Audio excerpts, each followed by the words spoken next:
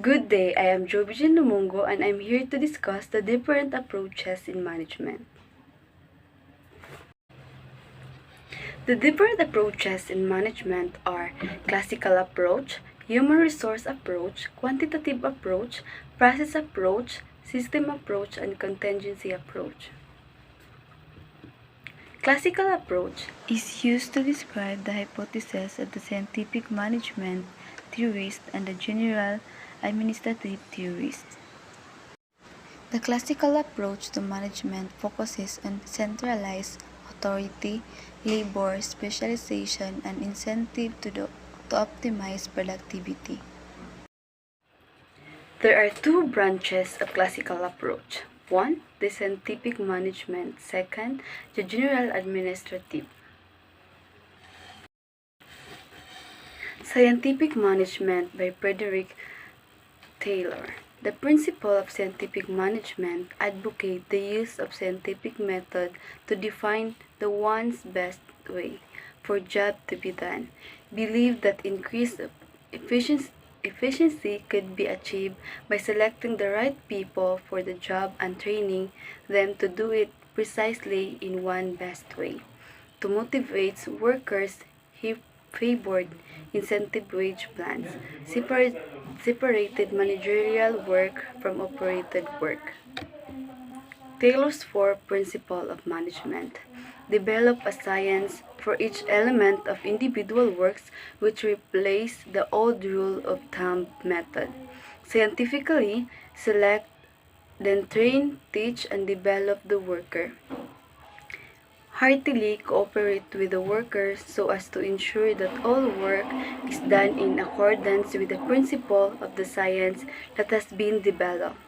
Divide work and responsibility almost equally between management and workers. Management takes overlooked work for which it is best fitted than workers. Previously, almost all work and the greater part responsibility were thrown upon the workers.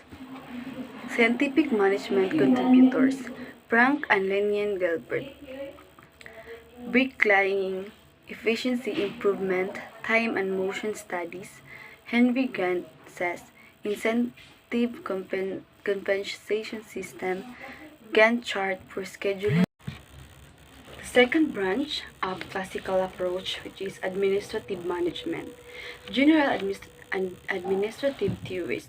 Writers who develop general theories of what managers do and what constitutes good management practice. Henry Fayol, France. 14 Principle of Management, Fundamental or Universal Principle of Management Practice. Max Weber says the bureaucracy, ideal type of organization characterized by vision of labor, a clearly defined hierarchy, detailed rule and regulation, and impersonal relationship. Payol's 14th Principle of Management. Division of work, authority, discipline, unity of commands, unity of direction, subordination of the individual, remuneration paid for work, centralization, scholars chain, order, equity, stability, tenor of personnel, initiative, spirit de corps or enthusiastic member of the group.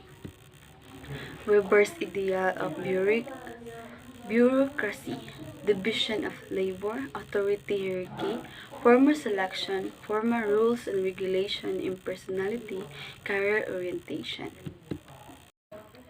Human resource approach.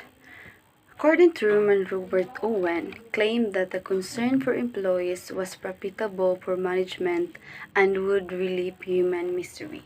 So according to Hugo Monsterberg, created the field of industrial psychology, the scientific study of individuals at work to maximize their productivity adjustment. Human resources approach. Mary Parkin Follett says recognize that organization could be viewed from a perspective of individual and group behavior. According also to Chester Bernard, saw organization as social system that require human cooperation, expressed his view in the book Function of Executive. The quantitative approach. Operation Research Management Science. It involves out of development of mathematical and statistical solution to military problems during World War II.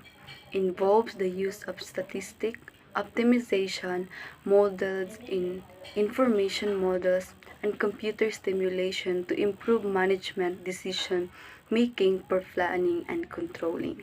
Other approaches, which is the process approach, management theory jungled by Harold Kuntz. The diversity of approaches to the study of management function, quantitative emphasis, human relation approaches, each offer something to management theory, but many are only managerial tools. So, the process approach where planning, leading, and controlling activities are circular and continuous function of management. And the other one, the system approach, defines a system as set of interrelated and interdependent parts arranged in a manner that produce a unified whole. So there are three point, which is closed system, open system, and stakeholders. So closed system, a system that is not influenced by and does not interact with its environment. So open system is a system that is dynamically interacts with its environment. So stakeholders, any group that is affected by organizational decision and the policies. So the other approach, the contingency, and this is the last approach that I will discuss, the situational approach to management that replaces more simplistic system and integrates much of management theory. For popular contingency variables are organization size, routines of task technology, environmental uncertainty, and individual's defectiveness.